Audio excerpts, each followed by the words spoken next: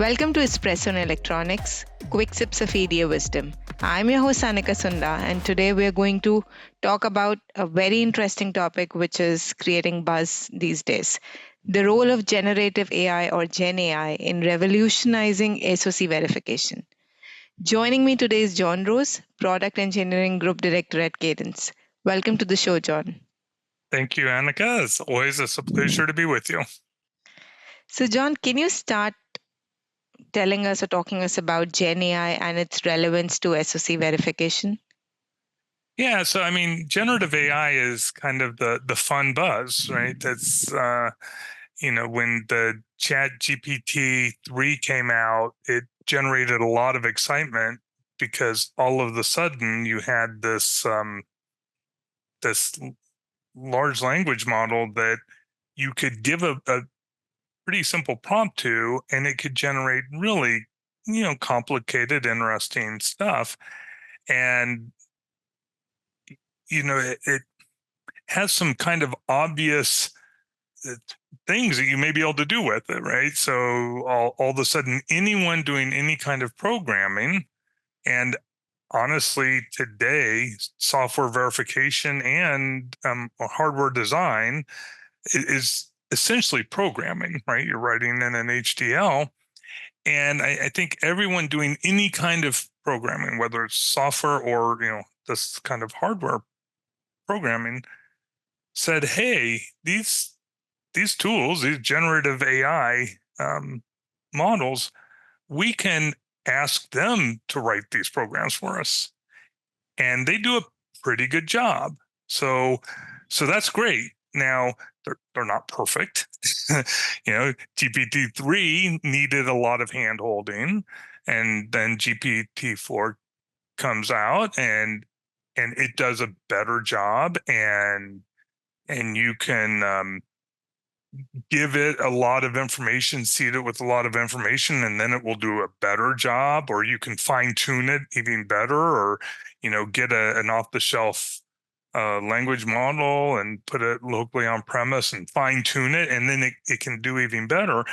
And so you see that kind of ability immediately. It's like this kind of immediate ability for a computer to do a lot of tedious work for you, right? So it's not just templates. You're giving some simple prompt, say, write me a model that does these things, and boom, you get 500, 1,000 lines of Verilog code that implements that model. And so that's kind of the excitement in where generative AI is, because you can see how, as an engineer, you can give relatively simple prompts. You need to guide it. You need to make sure your prompts have enough information, and then you get something useful out of it. So that's kind of the state of play today. And people are using generative AI in these kind of co-pilot types of ways. So you have IDEs, the integrated debug environments, where you have a co-pilot hooked in, and the co-pilot is basically you as the engineer writing a prompt and getting code written for you, or you start writing some code and then the co-pilot says, "Oh, I recognize what you're doing," and it writes more. And so that's kind of the state. It's the kind of general state in software development today and in hardware design and hardware verification of how generative AI is easily applied. But obviously, the technology has a lot more potential than that. So that's fun. It's interesting, and you can play around. But how much does it really help at the end of the day? Yeah, I mean, it helps you do some tedious work, so that's great. It's better than templates, but it's not. I wouldn't call that revolutionary. It's just kind of cool and helpful. But you can imagine how, a year from now, 2 years from now, 5 years from now, EDA vendors or hardware companies are providing generative AI tools that do more than just essentially give you templates, right? Maybe they help you write your spec, and then once you've written a spec, they generate models for you, and maybe they generate verification plans for you and generate, right? You can imagine all of these kinds of things that we do day to day that right now with generative AI, you can spend a lot of time tweaking prompts to get the generative AI to maybe kind of give you what you're looking for, but then you're going to have to spend a lot of time looking through what it generated and fixing it. But you can imagine how a year, 2 years, 3 years from now, that becomes kind of push button, that kind of thing happens. And so I think that's where that's going. But there's no reason it stops there. I mean, that's kind of the normal input to the process today. But you can certainly imagine you have, say, verification engineers writing models for formal verification, writing assertions in there, and they provide the model to the generative AI, and the generative AI goes through and says, "Well, you need this assertion or that assertion, or this kind of thing or that kind of thing." And again, all in the goal of making your verification task more smooth and faster, or the design task. I mean, I'm focusing on verification because that's where I tend to spend most of my time. But it's similar on the design side, right? There's no reason why generative AI can't help you write code that is going to be much more efficient than what you would handwrite, and there would be a synergy between the generative AI and the model it writes that's going to be verified, and what the synthesis engine is going to consume. Right? You're like getting this generative AI is kind of bridging the gap between the engineer and all of the tools that get used to actually create the silicon, verify the silicon, do all that. So I think there's a lot of potential there, but that's not really where the market is yet today. Today, the use of generative AI is in the nascent stage, and it's really right now about the cockpits and kind of how can we make these kind of off the shelf LLMs do cool stuff for us. And I'm not going to downplay that because I think it's pretty cool. You can do some fun stuff with it. But, 5 years from now, I suspect that there are going to be tools used for hardware design and hardware verification that we can't even really imagine. Because when you end up with that kind of synergy between how the designers or the architects or the verification engineers are interacting with this generative AI in order to create the silicon, there's gonna be this intermediary tool of some sort that's going to help the process, and it's going to be based on generative AI. Exactly what it's going to be, I don't know. I'm curious to see what that ends up being. Absolutely, John. I think it sounds like a real game changer, right? I mean, it can help us scale our verification efforts, right? Right. But having said that, it's very clear that the implications for efficiency and thoroughness is also going to be immense, right? So, could you provide some insights on how do you think that Gen AI is going to be used or implemented by Mm, or in the SoC verification domain specifically, right? I mean, do you think yeah. it'll be able to analyze the bugs and failures to propose some test vectors, or how do you believe or how do you perceive? Yeah, it's really hard to know for sure what's going to happen. Um, so the upside of the generative AI is you feed it a lot of data. So let's say you feed it your whole model, your whole HDL model, And then the generative AI says, oh, you've got an assertion here, right? I'm going to write some test here to try to get to that assertion, right? You can kind of imagine how generative AI will be able to do that kind of thing. The kind of thing that DV engineers spend a lot of time trying to do today. They're like, okay, how can I try to really stress this design to make some assertion fire in the RTL somewhere? Oh, if the generative AI can help do that, then it may be able to help create tests that really get into difficult, like deep state kind of scenarios. The difficulty with generative AI, and it's really the difficulty, with any application of generative AI, is we know today that the AI isn't perfect. You give it a prompt, you say, this is what I want to do, however you do that. So in this hypothetical we're talking about, you say, write me a test that gets into this deep state that's going to hit that assertion, right? That's what we would say. And it does this, but we as the DV engineers are still going to be spending time making sure, did it do what I wanted it to do, right? Like it's you're not just going to be able to have the tool write the test and say, yep, it's good, right? Because it's still has the propensity to hallucinate or whatever.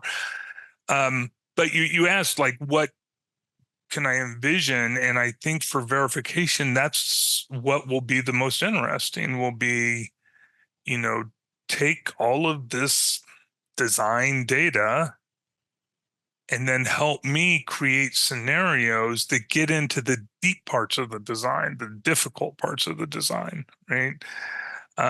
Because this is what DV engineers today spend a lot of their effort on, is trying to figure out, how do I make, this interface and that interface and this other interface activate at the right times in order to get the design into this extremely deep state where I think there could be bugs. And so yes, I think if a generative AI can help with that, that's kind of the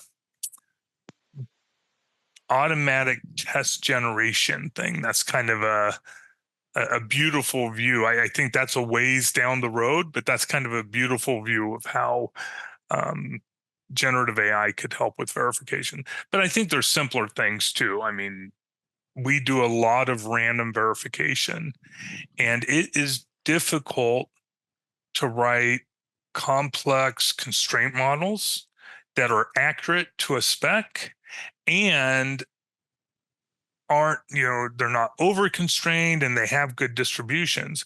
That's another place where you could definitely see generative AI help. You have the AI consume the constraint model, consume the spec on which the constraint model is, trying to build the constraints, and give you some level of validation. Again, I talked about the hallucination. You still have that issue. It's like, okay, can you really trust the AI? But the risk is relatively low because you're still going to simulate this. You're building a constraint model, you're still going to simulate. So what you're asking the AI to do is just give you a good constraint model. And, that should make your verification better if it, gives you a high quality constraint model. So, John, any challenges or considerations you think, we should be considering when adopting GenAI and SoC verification flows? Yeah, I mean, I've kind of mentioned already some of the challenges about, you still have to worry about the hallucinations. Like, that doesn't go away. So it's not like you're going to push a button and then you're going to necessarily trust everything it does, right? Yeah, I mean, Um, our verification teams, I mean, I am not very sure if we are upskilled or we need to be reskilled to work effectively with the new tools, right? I mean, so well, I mean, that will for sure happen, but that happens with every new technology. So I don't think that's such a big problem because that's, when synthesis came out 30 years ago, that was a big change for designers. But, you adopt the skill because it gives you a 10x productivity improvement. You're going to figure, that fundamentally you still have to understand what you're trying to accomplish. You just have a new tool to help you get there. So I think that's not so much of a risk.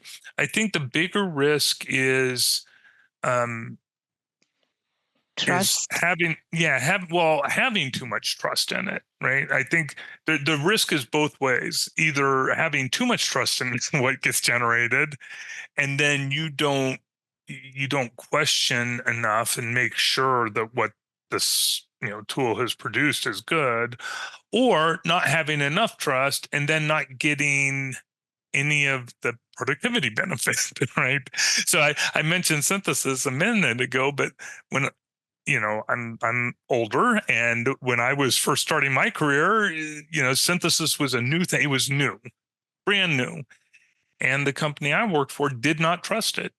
They let us use it. We wrote, HDL, but they had so little trust in synthesis actually doing the right thing that we had to like hand instantiate flip flops, and we had to check all the combinational logic, and it's like, so we got some benefit out of it, but not nearly as much as we should have gotten, right? So there's the risk of not trusting it enough.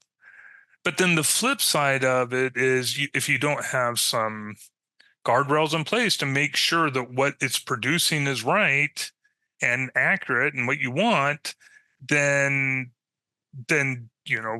the worst thing would be you trust it too much, and then you get you get a Yeah, silicon bug, right? So the job of verification doesn't go away, I guess, is my point, even with this stuff. And, it's producing tests. The DV engineer still has to be able to understand what it's trying to do.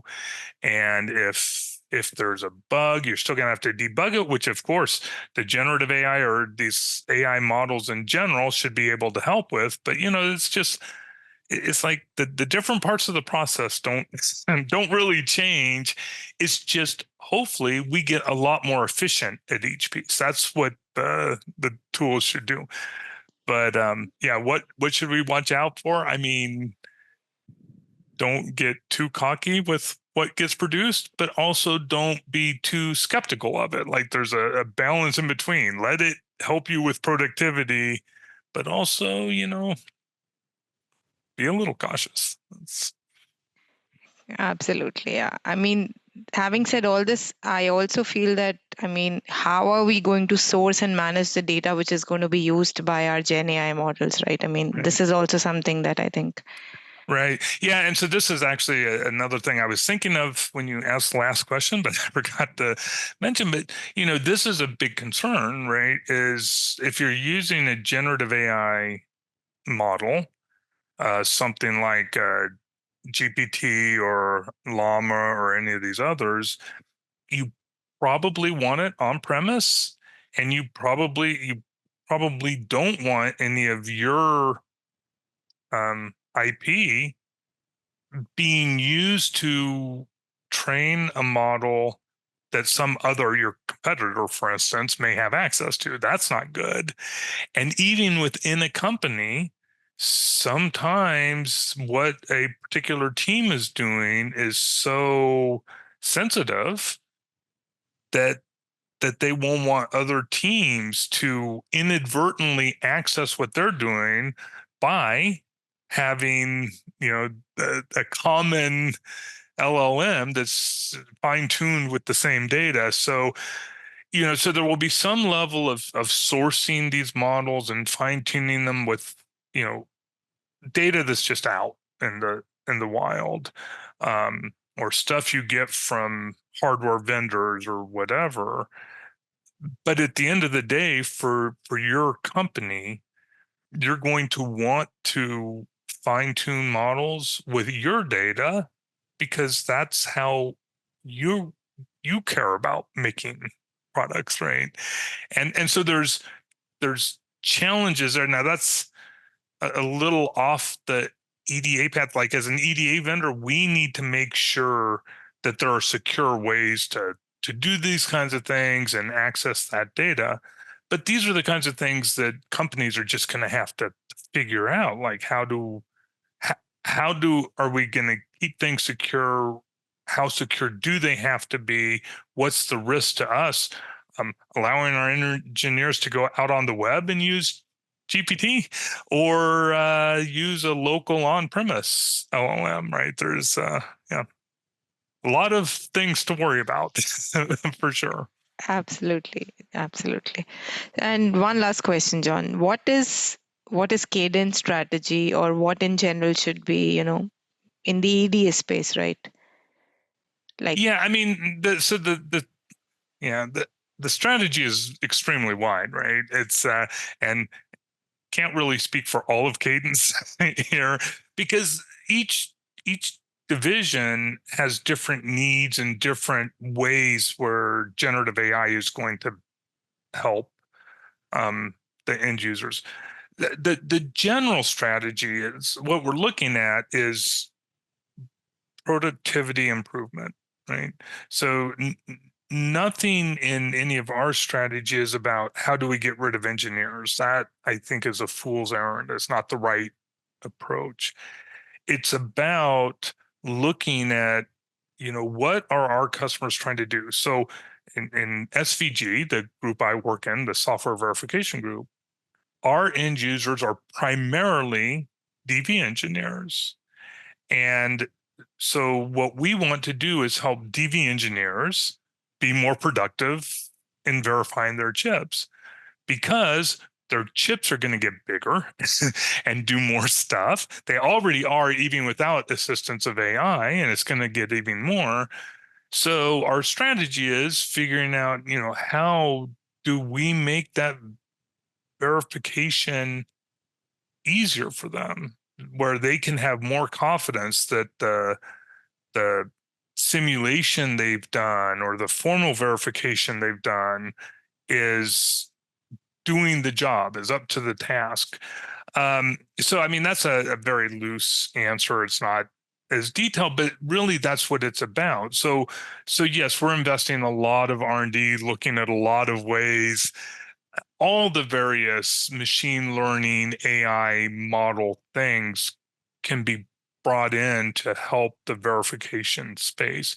Generative AI is one piece of that puzzle. It's not all, and there will be some things where a machine learning model doesn't fit, or using generative AI doesn't fit, and just a normal good old fashioned computational software that's been around forever is the way to go, right? And so these are all tools that we have at our disposal. So generative AI is exciting because it can clearly do some interesting stuff, and so it will be part. I mean, like I said before, 5 years from now, I think the landscape of how DB engineers are verifying things, how designers are designing things, is going to be really different than the way it is today.